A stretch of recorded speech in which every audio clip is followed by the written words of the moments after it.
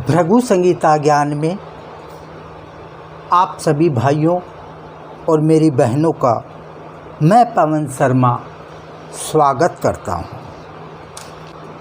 कुंडली के पंचम भाव में अगर मंगल विराजमान है तो वह जातक को क्या फल प्रदान करते हैं। और मंगल तीन दृष्टि से तीन भावों में अपनी दृष्टि डालता है और पूर्ण दृष्टि से देखता है। मंगल की तीन दृष्टियाँ, चौथी दृष्टि, आठवीं दृष्टि और सातवीं दृष्टि। अर्थात ये होगा कि यहाँ से मंगल 1, 2, 3, 4 चौथी दृष्टि से यहाँ देखेगा, सप्तम दृष्टि से यहाँ देखेगा और अष्टम दृष्टि से यहाँ देखेगा। 12वें भाव को, 11वें भाव को और अष्टम भाव को मंगल देव इस कुंडली में इस जातकधारी को अपने फल जो है वो प्रदान करते हैं। अब प्रश्न ये बनता है, आप ये सोच रहे होंगे कि मंगल देव जहाँ बैठता है वहाँ से वह क्या फल देता है। पहले तो आप एक चीज़ ये समझिए, जहाँ मंगल बैठा है वह कुंडली का पंचम भाव है। पंचम भाव 1, 2, 3, 4, 5 कुंडली का पंचम भाव है। मंगल यहाँ विराजमान होकर पहली दृष्टि, चौथी दृष्टि जो होती है उसमें अष्टम भाव को देख रहे हैं। अब प्रश्न पहले आप ये समझिए कि पंचम भाव क्या है। कि संतान के लिए अगर देखना है, मामा के लिए देखना है, विद्या के लिए देखना है, बुद्धि के लिए देखना है, तो वो सब चीज़ें पंचम भाव कुंडली का जो होता है उसी से उस जातक की, या ये समझिए कि अगर संतान की कोई समस्या है तो हम पंचम भाव कुंडली का देखेंगे। अगर मंगल यहाँ नीच का बैठा है तो वह अच्छा नहीं माना जाता। पंचम भाव क्या है? व्यक्ति की आत्मा कठोर बन जाती। कि यहाँ अगर मंगल किसी के भी बैठा है, समझिए कठोर बन जाता है। आत्मा कठोर इस जातक की अगर मंगल यहाँ विराजमान है तो वह जातक कठोर आत्मा का माना जाता है। यहाँ मंगल संतान को भी परेशान करता है। अगर यहाँ नीच का मंगल है तो संतान की मृत्यु तक हो सकती है। अगर यहाँ मंगल अच्छा नहीं है तो गर्भपात भी हो सकता है। अगर मंगल यहाँ नीच का बैठा हो, अच्छी पोजीशन में ना बैठा हो। लेकिन उसके साथ एक चीज़ और है, अगर कुंडली में कहीं भी कोई भी शुभ ग्रह अगर मंगल को देख रहे हैं अपनी पूर्ण दृष्टि से, जैसे मान लो कि यहाँ शुक्रदेव बैठे हैं, शुक्रदेव हम शुभ ग्रह मानते हैं, शुक्रदेव को गुरु यहाँ विराजमान हो 11वें भाव में, तो क्या होगा कि गुरु की सप्तम दृष्टि, शुक्र की सप्तम दृष्टि इस भाव में गिरने से फलों में अच्छाई शामिल हो जाती है। क्योंकि ये शुक्र और गुरु दोनों शुभ ग्रह माने जाते हैं। इनकी पूर्ण दृष्टि अगर पंचम भाव पे होगी तो यह चीज़ें नहीं होगी। क्या नहीं होगी?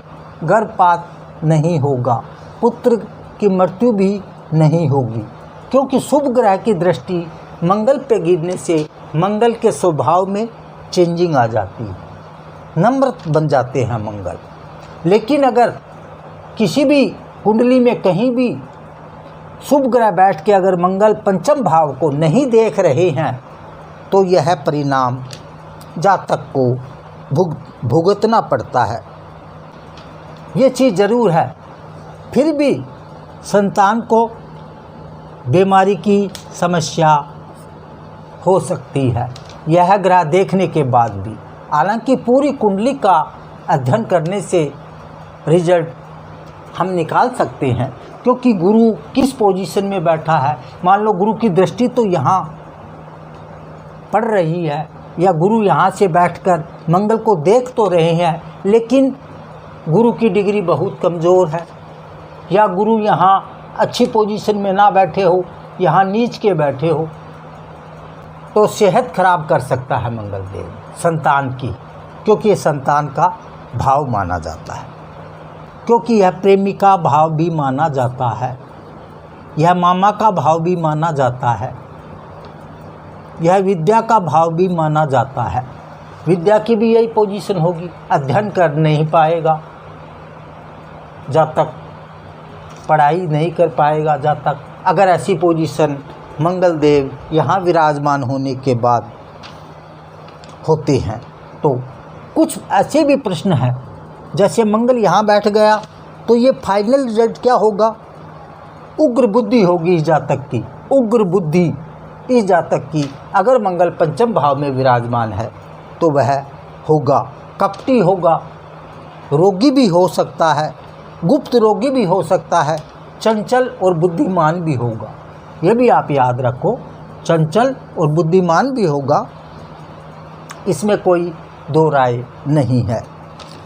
अब प्रश्न ये भी बनता है एक कि यहाँ मंगल बैठकर सप्तम दृष्टि से 11वें भाव को, जो लाभ का भाव है, धन का भाव है,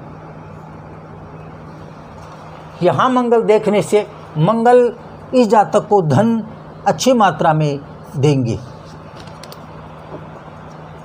धन जरूर जातक को मंगल देते हैं, लेकिन बाकी शरीर की समस्या, बीमारी, पुत्र से परेशानी यहाँ बैठा हुआ मंगल जातक को देगा ही देगा। ये मैंने आपको बताया। अब ये भी प्रश्न साथ में है कि कोई ज़रूरी नहीं है गुरु यहाँ बैठा हो। गुरु यहाँ बैठकर भी अपनी पूर्ण दृष्टि से मंगल देव को देखते हैं। क्यों देखते हैं? कि गुरु की 3 दृष्टियाँ होती है, लेकिन शुक्र की एक ही दृष्टि होती है। शुक्र यहाँ बैठकर ही मंगल को देख सकते हैं, लेकिन गुरु यहाँ बैठकर भी मंगल को पूर्ण दृष्टि से देख सकते हैं।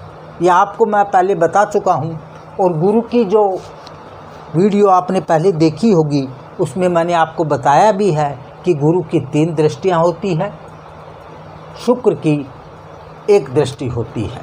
इसीलिए गुरु और कहीं भी बैठा हो, शुभ बैठा हो, चंद्रमा भी शुभ ग्रह माना जाता है।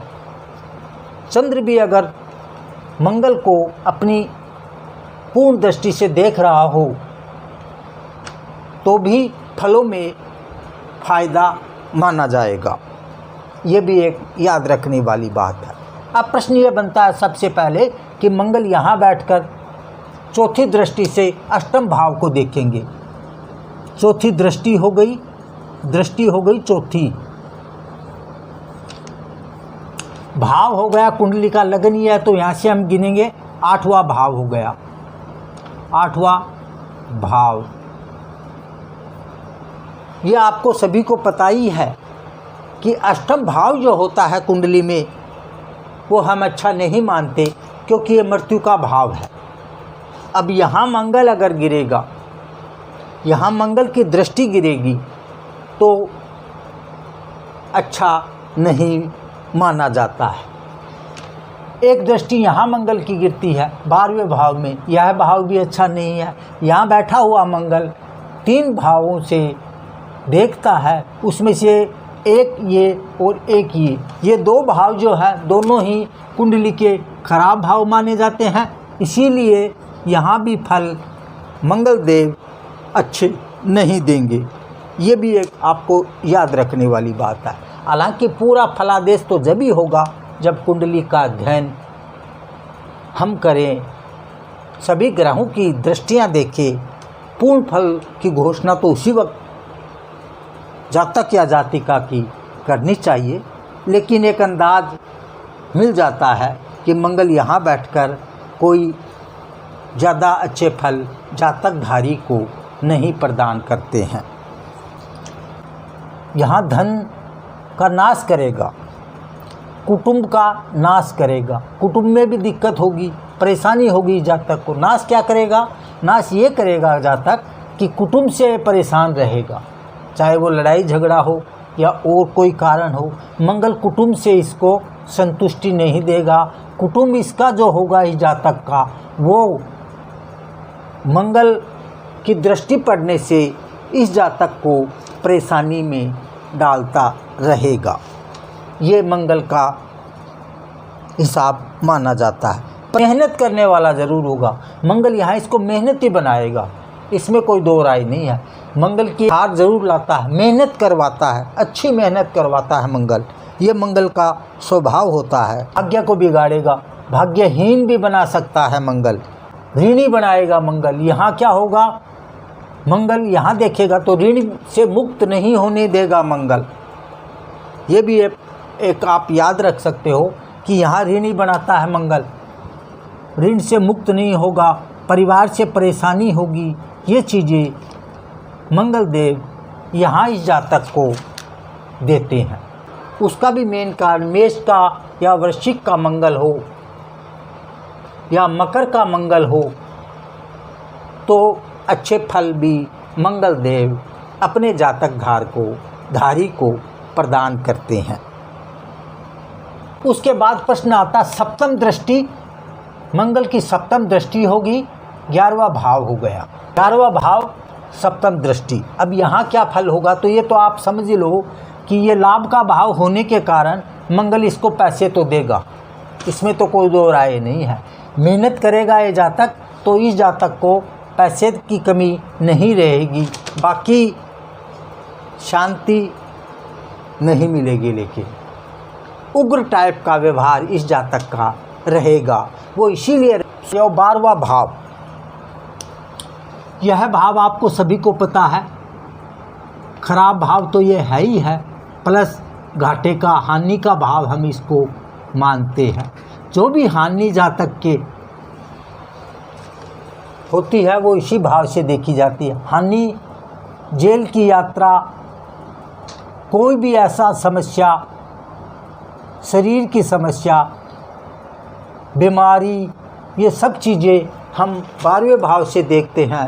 जहाँ मंगल की 8वीं दृष्टि 12वें भाव पे यहाँ बैठने से गिरती है और मंगल देव यहाँ उसको देखते हैं, तो मंगल देव यहाँ बैठकर इस जातक को कुमार्ग चलाने की भी कोशिश करते हैं। अगर मंगल नीच का या अच्छी पोजीशन में यहाँ न बैठा हो तो प्लस संतान से कष्ट देगा, वो यहाँ से भी देगा, यहाँ से भी देगा, तो संतान का कष्ट तो इसको मिलना ही मिलना है।